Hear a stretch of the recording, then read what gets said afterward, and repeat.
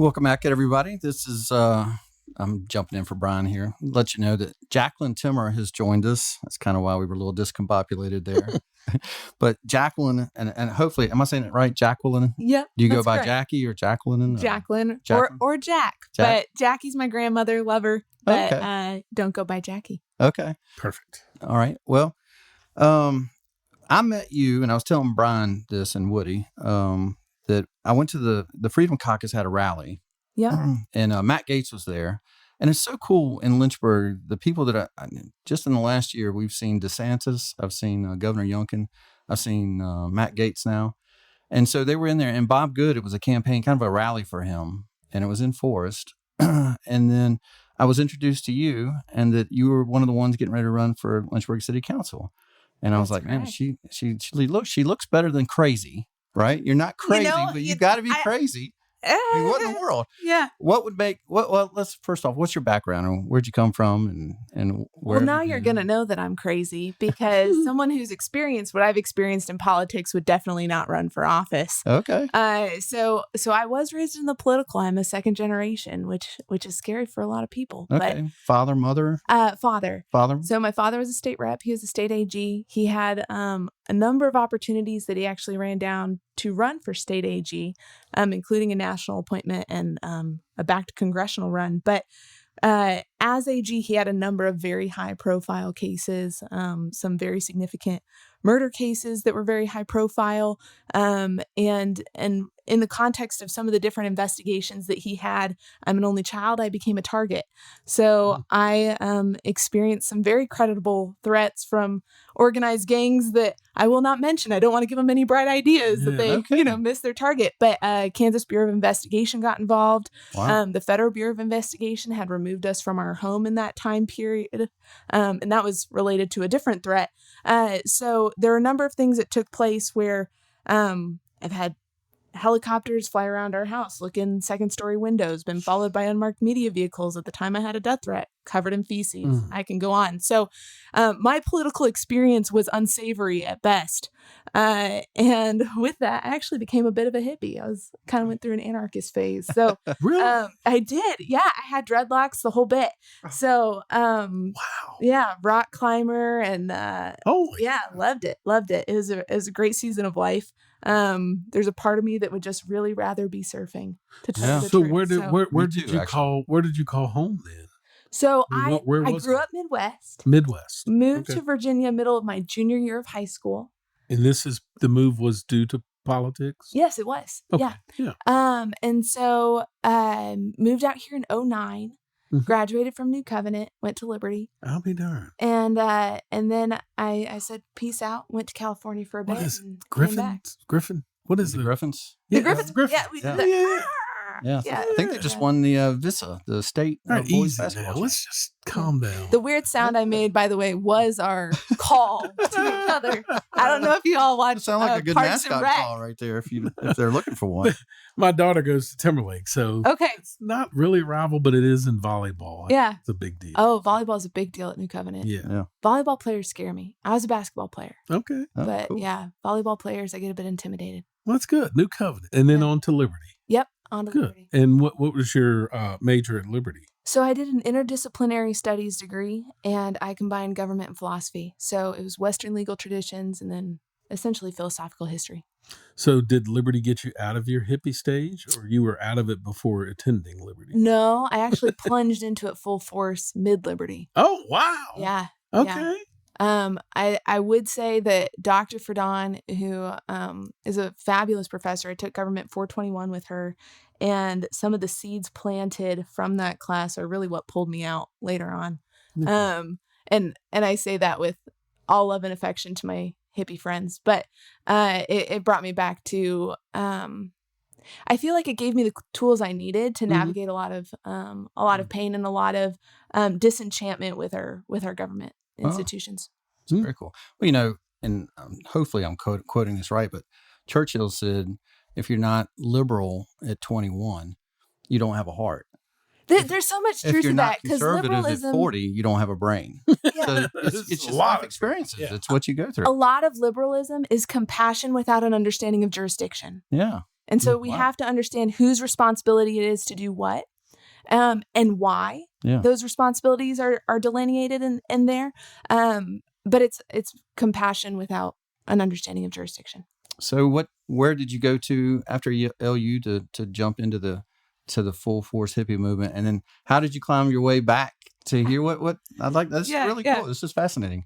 So I moved out to Northern California, and that for me was kind of my walkabout with the Lord, if you will, where I was just like, God, I need to understand who you are and who I am in relationship with you apart from having a mission and apart from, that martyrdom complex, so to speak. And so I just went on a journey with the Lord and ended up getting into business, was working in marketing, wound up in San Diego. After my husband and I got married, my husband and I met here. I'm so blessed. When I came back for a visit, we reconnected, dated a week and a half. I was headed back to California. A week later, he was headed out to California too. So he pursued me, and I'm so grateful. He's the best. Yeah. So now I think when I saw you, was he carrying the baby? He was carrying the baby. Like you were shaking all the hands, and he was following behind. That was freaking awesome. And he just boarded aviation. Nice, he's a man's man, and he's a great dad, but he just boarded aviation with the Army National Guard, and he's commissioned as an officer. So he's going to oversee a platoon of Black Hawk pilots. Wow. Awesome. That is great. Well, thank him for his service too. Getting back a little bit to your faith. What's interesting about it is you almost, at least in my journey, you almost lose yourself, and you think you have so many grand ideas of what you want to do with your life, right? Yeah. And then it takes over, and you're nowhere close to where you thought you wanted to be. Yeah. And Christ takes you in a way, and it's I don't know. It's neat sometimes to see when you come out on the other end. You're like, I would have never written that, but this is written so much better. Yeah. I mean, is that kind of been your journey a little bit? Oh man, absolutely. He makes all things new, and he is the God of exceeding abundantly. Yeah. And so, the period of my life that I would have, even 2-3 years ago, have a hard time talking about and feeling extreme pain about are the things that I'm most grateful for now. Yeah. I'm like, wow, the inheritance that I have received from so many experiences, at a very young age, honestly, I'm very grateful for the hardships in life, but how he redeems all things and makes it new. And I'm really grateful that I'm not where I, projected that I would be at this stage in life. Absolutely. Yeah. I was reading an article in the paper that just came out. It's a very good article, and talking about your aspirations towards city council. And it mentioned in there, I guess, your full-time job, and if I'm saying this the wrong way, but it was election integrity. That's right. So, okay, cool. So, retain a little bit. Yep. So what does that mean? I mean, we have our own thoughts on that. That's absolutely what we do every week. But what is that? First, it's really interested in that. Great if you just want to disrupt a party, say that you work in election integrity. So that's the first. Our kind of party, you would be right up there with it. Yeah. Yeah. But so that work, it's kind of funny. As I mentioned earlier, I went full on into business, and I did a lot of marketing, and especially fitness marketing. Worked with various forms of fitness instruction, and then the marketing side of that. And early 2020, I got a phone call. Well, okay, I'm trying to figure out how condensed I want to make this story, and all the different parts of it are popping up. So, I'll leave that part out. Okay. So I ended up getting a phone call unexpectedly that asked me to come and take on a political project. Said no at least twice, maybe 3 times, and then finally caved after talking with my husband and some different people, said yes. So my husband was gone with the military. I went up to Michigan, and I was a part of a team that was looking into the gubernatorial overreach in light of the COVID lockdowns. And I mean, your listening audience is very aware of a number of the issues that arose with COVID and how emergency police powers were used unjustly and wrongly, absolutely wrongly, but also they were used to oppress political opposition. And then we started to see that trend when it came to the election process, where certain people had access to voter information, other people did not. There was a targeted element of how COVID mandates were being applied in order to favor particular political candidates. And so as we were looking into all of this, we were partnered with a group that was bringing some litigation around some of these issues. And this is pre-November, mind you. We became aware of the Zuckerberg funds. And we were one of the first groups to draw attention to the Mark Zuckerberg funds and how that was being applied in the election process through the Center for Tech and Civic Life. We took that investigation further, and we've backed it up 20 years. And we've tracked hundreds of nonprofits, including fictitious business names and DBAs, essentially, that allow these groups to be very fluid in how they pop up and how they disappear, impacting the election process. And something that's really important to note when it comes to nonprofits is they're not subject to FOIA requests, which is the Freedom of Information Act. And so government officials are. And that's part of why government officials are the ones that are overseeing core government functions. But what we're seeing now is that actually public-private partnerships are forming in contractual agreements where the local municipalities become beholden to the nonprofit through that public-private partnership in a manner that's contrary to state law, but there's no ability to look in on what's actually happening, because if those things are being conducted through the nonprofit, it's very difficult to move through that barrier. It's possible, but it's extremely challenging. My fear is, we talk about this, but the election integrity and the things that we saw in certain locations, 4 years ago, has anything been done to keep those same things from happening again? Are we going to have the exact same duplication of what went on in 2020? I'd say not effectively. And I'm sad to say that. Most people can agree that we want accountable, transparent, and inclusive elections. That is what USAID puts forward when we involve ourselves in international elections. Most people can agree on that. I think that elections should be really the unifying issue of our time. Yeah, I do too. If we can't trust that, right? Can't trust anything beyond it. Exactly. Oh. Exactly. The things that I've seen done, and there have been some positive things, I don't think they address the underlying issue of transparency. Because if we have partisan groups that are running core government functions without the ability to see how that is taking place, and it is admittedly in manners that are contrary to the state election law, that's a huge problem. The laws that have been passed do not effectively do that. We have model legislation. We've actually partnered with a former advisor to the Al Gore campaign who's come forward, and we agree on election integrity. And we're working in a number of states to see that through. Now, obviously, we're past session now, and there are different projects we're involved in, but we've partnered really heavily on that. Yeah. So let me ask this. Does that mean there's people on the other side that see the same thing, that it all has to be transparent? I mean, or what I see is what I call the other side, other side from me. Well, I'm running as a Republican, so there you go. Can we make it? Is there any? I'm sorry. Is there any way to get to election integrity bipartisan?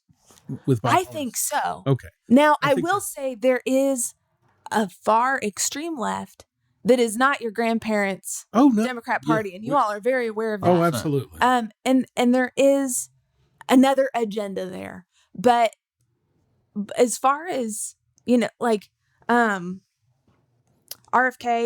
and some of these different people, or you know what I'm trying to say right now. But there are a number of people that were formerly considered hard left that are classic liberals. Correct. And classic liberals still believe in the Constitution. So there's a lot of ground to work with them. Yeah. Yes. Well, so with that background, what got you back in Lynchburg to live here and then decide, you know what, I'm going to throw my hat in the ring? What transpired there? Right. So we moved back largely to be close to family and to start a family. I loved living in downtown San Diego. I'm not going to lie. It was great. Yeah. But it is not the best place to raise a child. So there are some great things there that I would have loved to be able to expose my children to, but it just wasn't feasible for a number of reasons, and it wasn't wise for a number of reasons. So it was really good to be back near free babysitting and have the support system, and it's a beautiful place to be. So it's great to be back in Lynchburg among some really good old friends that both my husband and I had here. As far as city council, that was not planned or projected in any way. It was actually my first meeting back with the Republican Party after giving birth to our son. And someone came up to me and said, "Are you ready to run for office yet?" And I kind of looked at him. It's like, no, was not thinking about that. And then it kept coming up. And it came up a number of times with various people, and I'm very honored that they would think of me, and I'm very honored by their support in that. And we went to prayer and started meeting with community leaders and realized that a lot of what Lynchburg needs right now is bipartisan coalitions. Yeah. And that's a lot of what I've done at the national level with some pretty controversial issues. And so you can meet with people where you disagree on 9 out of 10 things. Yes. And you find that one thing, and then that's where you move the needle. Yes. And that can be done without compromising your values. And right now, Lynchburg is following the national trends of being very divided. And honestly, we need to cancel culture. The Republican Party is the party of the Constitution. We're the ones that believe in free speech. We're the ones that believe in the Bill of Rights. And so, we need to recognize the opposition and who they are and the real issues around what is being brought forward. But we also need to be the ones who are opening the door to conversation in order to move forward where there's the opportunity to take ground. Yeah. Lynchburg's really gotten a black eye probably in the last year or 2 years in that whole scenario of, yeah. And you mentioned national politics. Well, Brian and I talk about this all the time. It's like we agree with a guy up to a point, and then for some reason, if he strays off the path of what everybody else agrees, the first thing they yell is rhino, right? Yeah. Like you liked him just 3 months ago, and because there was a difference of opinion, we all aren't going to think the same way. We all don't believe in the exact same thing or how to get it done, but there is a cordial way of doing it. Yeah. And sometimes you build trust. Yeah. When you argue with each other, you don't listen to each other anymore. So right. Yeah, it'd be nice to have a little bit of a change like that. Yeah, Ben Carson was the first Republican that I saw kind of come to the spotlight and say, look, we're never going to get to where we want to be if we constantly tear down every Republican that doesn't agree with us 100% of the time. Right. And he said, if we don't have enough people in the same room talking the same conversations, we're just going to keep losing. And he's so right about it, but yet we still do it. Yeah. And I hope we can get to a place, and that includes in Lynchburg politics. Yeah. I hope we can get to the place where, like Trent and I we'll talk about and I can't remember, what's the congressman that got ousted recently by the Republican Party? The one from New York. Santos, right? Yeah, yes. Mm-hmm. I mean, I could name 30 people that are worse than him. They're not getting kicked out. And it's like we eat our own. It's like, stop. Yeah. At some point in time, I don't know. But I also, at the same time, that is also why I like the Republican Party, is we don't allow bad things to just keep festering. Jaqueline, who are your political inspirations? Oh, man. Oh, that's a great question. Yeah, that's why you bring me here. Occasionally. Well, this is going to sound kind of corny, but I'd have to say my dad. Okay. And I want to go back to something you were saying really quick, and I promise I'll answer your question. I think it was George McDonald. I may be wrong, but he said, if you're agreeing 100% of the time, one of you's lying. Exactly. It doesn't work that way. Yeah. Exactly. So, and the other thing with that is my husband and I, when we were dating, we actually bonded over conflict resolution. We fought all the time when we were dating. We never fight now. Yeah. But we came to a place of trust with each other. Newlyweds. We came to a place of trust with each other where it's like, oh, you're somebody that I can work through problems with. Yeah. And because of that, we're able to just enjoy life a lot more because there is that trust, like you were mentioning, where if you have a disagreement and you're able to work through it, that there's typically more trust on the other side. But as far as political aspirations or people that inspire me, I would really say my dad. My parents put it all on the line. Had a really prominent investigation that was a lawful investigation to protect children. Multiple judges found probable cause that crimes have been committed by partisan judges, and the case became highly politicized in a way that was harmful. Whoops, knocking over things here. Harmful to the kids and put them at great risk. And there were some issues that arose out of that, but also highly targeted my family. And my dad carried that with a level of dignity and integrity that has marked my life. Well, those are two great words, dignity and integrity. You start with that. You got a lot to build on. Yeah, that's pretty awesome. That's great. And I'm wary of all other politicians, but or wary, I should say. But I value people of conviction, and I value people that stick to their guns. Yeah. So very good. Brian, you got last just question? Prepare. Like, how prepared are you for the city council role? It's Brian was on town council here at Bedford. You have aspirations in your head of what this thing is. Right. And I know you have people around you that tell you, and it's one of those things where I'm interested in people that are getting into it, because I had my vision of what I thought it was going to be, and it was nothing. Nothing like anybody had told me. Yep. And so I'm just curious. The one thing that I found to be the hardest was budget. Right. Is that so much of it is budget? Yeah. Is that something you have really sat down and said, all right, this is the type of person that I want to be on council in a budget process? Yeah. No, that's a great question. So a lot of that for me, and this is going to sound ideological, but I'll root it practically. A lot of that for me goes back to jurisdiction. What is government's role? What is not government's role? And why? Mm-hmm. There are a lot of great ideas, and there are a lot of needs. Bingo. And there's this delicate line that you have to walk of, okay, what's government's role in this? But also, how do I acknowledge and address the need that's real within the community? Sure. Yeah.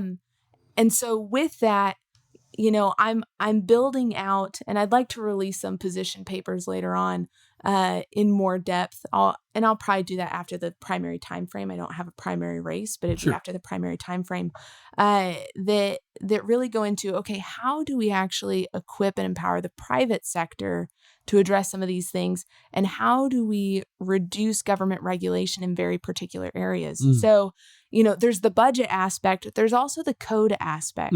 And some of the codes that we have in Lynchburg when it comes to business regulation and building expansion. Restrictive, old. Well, just exorbitant. Yeah. And so with that, how do we position policies that actually facilitate life, liberty, and the pursuit of happiness in the private sector? You're asking me specifically about budgets. I understand that is the role of city council. I was not a finance major. I was a government philosophy major, but I do understand the application of where those things need to go. Yeah. And I understand you can't just throw money at a problem to make it go away. And also that you need to make sure that the money gets to the place that the problem's actually occurring. Like in schools, the money should be in the classroom. We need to remove a lot of earmarks. Yeah. I would say you're probably ahead of the game. I mean, just for the conversations that we just had. Yeah. I mean, I was not prepared for a lot of what you just said. I had my own vision of what I thought that process looked like. Right. Well, and boy, was I wrong. Yeah. And you go in, you want to make change. Yeah. And you want to make a difference. Yeah. And there are a lot of hurdles to overcome to do both of those things. And then there are people criticizing from both sides while you're trying to do it. Yeah. And it's not a glamorous job. Yeah. Well, it's really not. Well, it's nice to have someone in position that have the foundations of what you discussed and the care to make things better. When you have that, it's a great start. Sure. Yeah. And not to hold you any longer, but there's a question we always ask of our guests. Okay. And this is a surprise one to throw out that we always like to throw out at people. But before you ask it, Yeah. you can't say we. I'm not trying to put dampers on you here, but you've used your father, so you can't get to use him twice. Yeah. Okay. All right. If you had one person in your life in history, if you had a person that you could spend a day with in history, who would that be, and where would you go for one day? So that would probably be Daniel from the Bible. Mm. You know, my husband brought this to my attention recently. In the Daniel in the Lion's Den story, the reason that the other wise men or satraps tried to trap Daniel was because he carried a spirit of excellence. Yeah. And I think that's such a powerful thing, and it's something that we often neglect. So I would love to spend the day with Daniel, and I would like to... I'm a climber. I'd like to go to Everest or K2 or something like that. I'm just glad she didn't say the Lion's Den. I thought that's where you were going. Out here in the den. No, I would rather not go. Yeah, okay. That's awesome. Jacqueline, thank you. Thank you so much for taking the time with us. Yeah, good luck to you. Thank you. We appreciate you taking time with us. We'll be rooting for you. And thank you for your time on Town Council. Oh, yeah, I appreciate it. That is Jaqueline Timmer. She will be running for City Council in Lynchburg. That segment was brought to you by State Farm. When you want reliable insurance, you should look at your local State Farm agent. That agent is David Honaker. He has been a longtime supporter of Life, Liberty, Happiness, and my agent. Home, auto, and even life insurance.